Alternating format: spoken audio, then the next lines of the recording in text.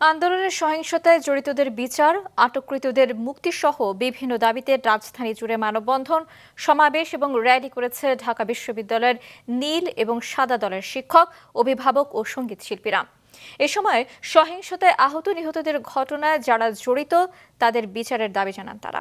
দাউদ হাসানের রিপোর্ট। বৈষম্য বিরোধী ছাত্র আন্দোলনের বিভিন্ন কর্মসূচিকে কেন্দ্র করে হত্যা ও ধ্বংসযজ্ঞের তদন্তের দাবিতে সকালে ঢাকা বিশ্ববিদ্যালয়ের অপরাজেয় বাংলার সামনে মানববন্ধন করে ঢাকা বিশ্ববিদ্যালয়ের নীলদলপন্থী শিক্ষকরা। এ সময় বিশ্ববিদ্যালয় সহ সারা দেশে সম্প্রতি ঘটে যাওয়া অনাকাঙ্ক্ষিত ঘটনায় উদ্বেগ জানান তারা। সামাজিক, রাজনৈতিক এবং অর্থনৈতিক যে অস্থিরতা এবং বিভিন্ন স্থবিরতা, সেখান থেকে কেটে ওঠার জন্য জাতীয়ভাবে উদ্যোগ নেওয়া খুব জরুরি। এই মুহূর্তে যেটি প্রয়োজন বলে আমি মনে করি এবং দাবি রাখি, সেটা হলো একটি জাতীয় ঐক্যের, এবং সেটির জন্য সংলাপের বিকল্প নেই।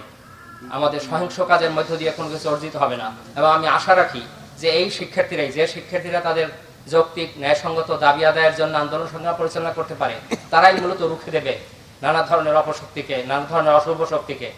পরে নীলদলের শিক্ষকরা ঢাকা বিশ্ববিদ্যালয়ের সহিংসতায় জড়িতদের শাস্তির ব্যবস্থা, হলে বৈধ ও নিয়মিত শিক্ষার্থীদের অবস্থান নিশ্চিত করা সহ 5 দফা দাবি জানান উপাচার্যের কাছে। এই দাবিগুলোর বিষয়ে আমরা প্রশাসনে যারা আছি, সিন্ডিকেটের যে সদস্যরা আছে, সেই সিন্ডিকেটের সবাই এর বেশ কিছু আমরা ইতিমধ্যে আলোচনা করেছি এবং সিদ্ধান্ত হিসেবে আমরা নিয়ে এসেছি। আর একটি তদন্ত কমিটিও গঠন করা হয়েছে। সেই তদন্ত কমিটি গঠিত হওয়ার পরে সে তদন্ত কমিটি আমরা সরকারের স্ব সংস্থার কাছে আমরা দিব, যারা আইনগতভাবে পদক্ষেপ নিতে পারবে। এদিকে বৈষম্য বিরোধী আন্দোলন দমনে, হত্যা, নিপীড়ন ও গণগ্রেফতারের প্রতিবাদে র্যালি ও সংহতি সমাবেশ করেছে ঢাকা বিশ্ববিদ্যালয়ের সাদা দলের শিক্ষকরা। দুপুরে বিশ্ববিদ্যালয়ের ভিসির বাসভবন এলাকা থেকে র্যালি শেষে রাজু ভাস্কর্যের পাদদেশে সমাবেশে তারা বলেন, দেশে অতীতের কোনো গণ আন্দোলনে এত শিক্ষার্থী নিহত হননি। বাংলাদেশের এই চলমান আন্দোলনে যে ঘটনা ঘটেছে, যে হত্যা হয়েছে, যে নির্যাতন হয়েছে, যে গণগ্রেফতার হয়েছে, রাজনীতিবিদদের যেভাবে গণগ্রেফতার করা হয়েছে, তাতে করে এই সরকারের কাছে বিচার চাওয়ার কোনো যৌক্তিকতা নাই। আমরা মনে করি এই সরকারকে পদত্যাগ করতে হবে, এটি আমাদের একমাত্র দাবি। জামাত শিবির ও বিএনপির সন্ত্রাসী কর্মকাণ্ড, রাষ্ট্রীয় সম্পত্তি ধ্বংস ও সুপরিকল্পিত হত্যাকাণ্ডের প্রতিবাদে শান্তি সমাবেশ করেছে শান্তিকামী চিকিৎসক ও নার্স সমাজ।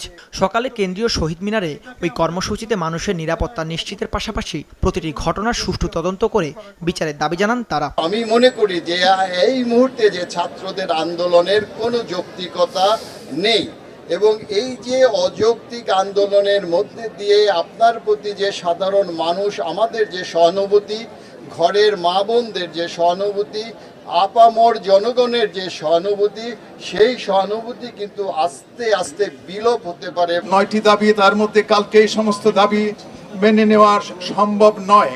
কাজেই আমার মনে হয় একটু সময় দিতে হবে, যে সময়ের মধ্যে দাবিগুলো মানার জন্য ব্যবস্থা গ্রহণ করা হবে। সকাল 11টার দিকে ধানমন্ডির রবীন্দ্র সরোবরে বিক্ষোভ সমাবেশ করেন অনেক অভিভাবক।